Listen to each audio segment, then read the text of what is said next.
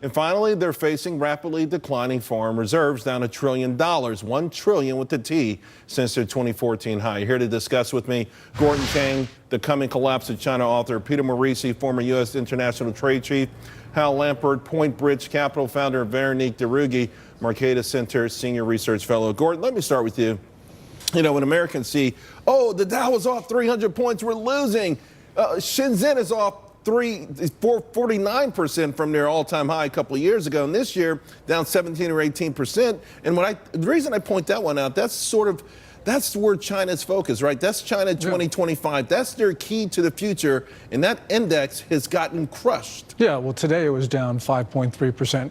The Shanghai Composite was down 3.8. It's broken below the 3,000 level. It is the worst performing major stock index in the world today, down 12%. China's got some real problems that you just talked about. And, you know, people are saying in China right now that those stocks, which have plunged a lot over the last several weeks, have a lot more to go. Now, does this put any pressure on China authorities? You know, we always sort of get the feeling that, I read the People's Daily headline today, and it felt like the Chinese government, at least through their media, trying to calm the folks there and reassure them of their strength. It didn't really read convincingly to me, but you could see the attempt. Yeah, a lot of people say, look, we can't win this trade war because Donald Trump has elections and Xi Jinping, the Chinese ruler, doesn't. But we know that Xi Jinping is under a lot of pressure. There were reports, for instance, under ZTE, the embattled Chinese telecom equipment manufacturer, people in China were saying that if Trump didn't give ZTE sanctions relief, that maybe Xi Jinping could lose his position. So we know that the trade is even more important to Xi than ZTE because this is a broad-based concern and it affects all elements of the Chinese economy. So right now, we're in a much better position than the Chinese. Peter, how do we win the trade war? Well, I think that we're not playing it as effectively as we could, all these advantages notwithstanding. We're basically applying economic sanctions to get a regime change. I don't mean different leaders, I mean a change in their policy perspective fundamentally. And to do that, what we've learned from sanctions historically is you've got to get your allies in line so the target can't go around you. And because of the kerfuffle over steel tariffs and aluminum tariffs, it's very difficult to get the Europeans to support us, the Canadians, the Japanese, and so forth. That's the first thing. The second thing, you should structure what you do in a way that's hard for them to hit back. And tariffs might not be the best way to do that. It might be, as I've suggested, through some sort of quota system where the more they buy from us, then the more quotas we'll issue to buy from them, something of that nature. So, you know, my feeling is that they haven't thought through strategically where they want this to end and what are the best weapons to use. Certainly we have advantages, but let's not squander them. Of course, Veronique, you think it's a bad idea to begin with. Well, I think that there are no losers, there are no winners in a trade war. So even if we can say, oh, you know, the Chinese have a lot to lose, well, we too have a lot to lose. And I find it actually quite remarkable that the goal of this president is to actually make the Chinese government treat their people better. But what I don't find remarkable is how he's doing it by taking hostages the American consumers, and that includes American manufacturers who are buying steel and aluminum. And by the way, a lot of goods that manufacturers are buying from China to make their goods.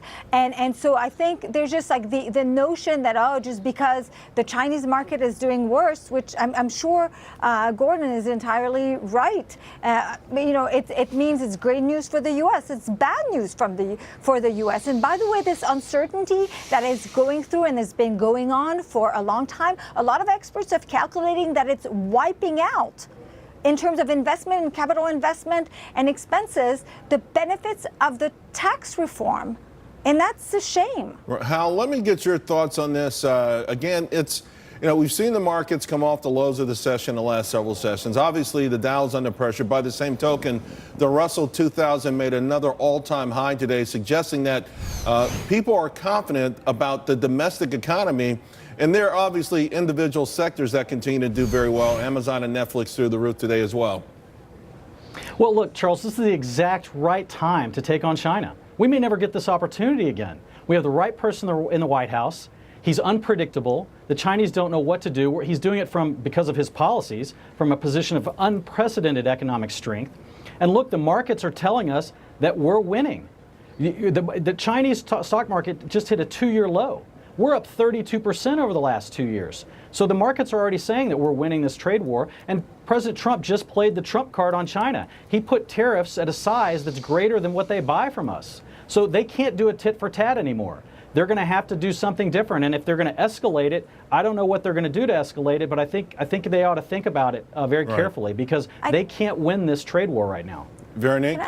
I just want to add, I mean, honestly, it breaks my heart to hear anyone talks about how we're winning. Has anyone read the 19,000 plus demand for exemption of small manufacturers around the country begging for an exemption from their government to leave these tariffs because they're going to have to lay off their workers, because they're hurting, because they are actually now their goods that they produce are so expensive that their final good is not globally competitive. The real prize here. Go ahead, Peter. Go in. The real prize here is leadership in high technology. And it's very easy to look at an aluminum can company asking for an exemption. We don't want the Chinese leading in things like artificial intelligence on the basis of their industry targeting, their industrial policies, their antitrust policies, and excluding American manufacturers the way they did, for example, with windmills and solar panels. Right. It's very easy to look at what's up close. No, it's as very Gordon easy. has explained, statist economy do not work. I mean, when we're all talking, really, they're growing at 6.5% a year. We're not. Have you read the data? Well, they have outgrown us every year for the last 20 years. I don't call that winning. That's why we're fighting this now. That's right.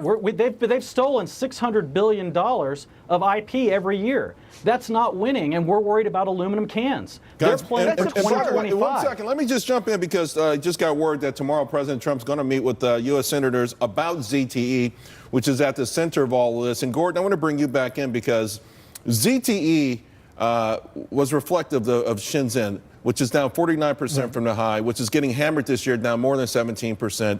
It is at the heart of what Peter Morici is talking about here.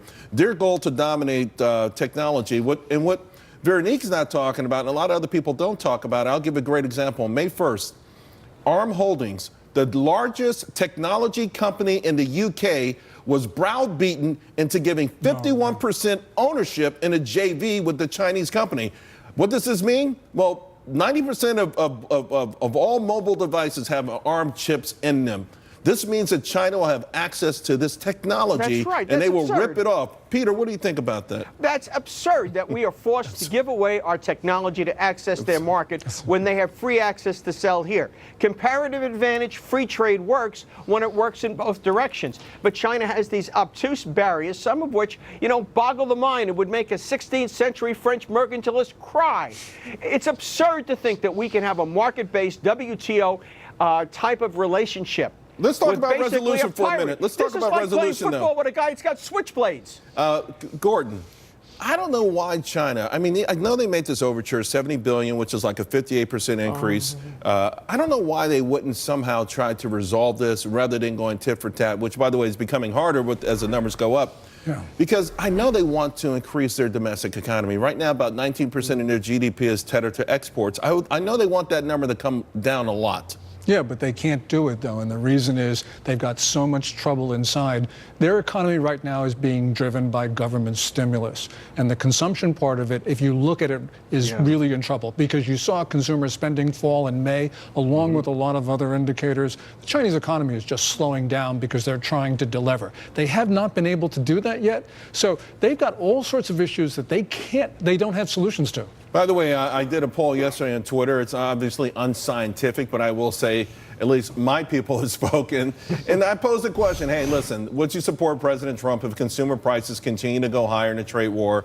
95% of these folks said yes, 2% said no, and 3% said they're not sure.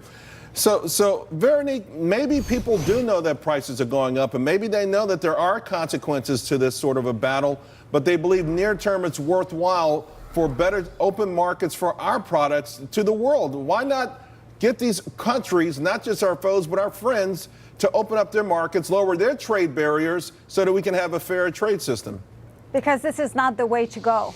protectionism begets protectionism. And by the way, the trade-offs that people are not willing to make is have their government cut down spending so that we rely less on foreigners to buy our debt and keep our interest rates low.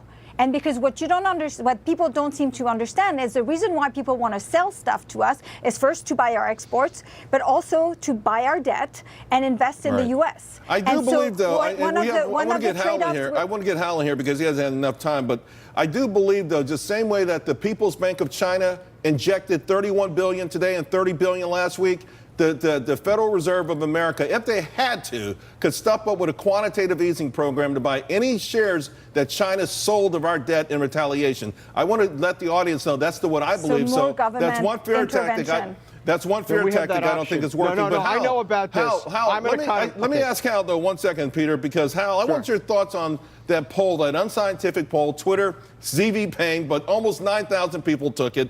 They say that they voted for President Trump to fix this and that they're willing to stand by the president even if prices go higher.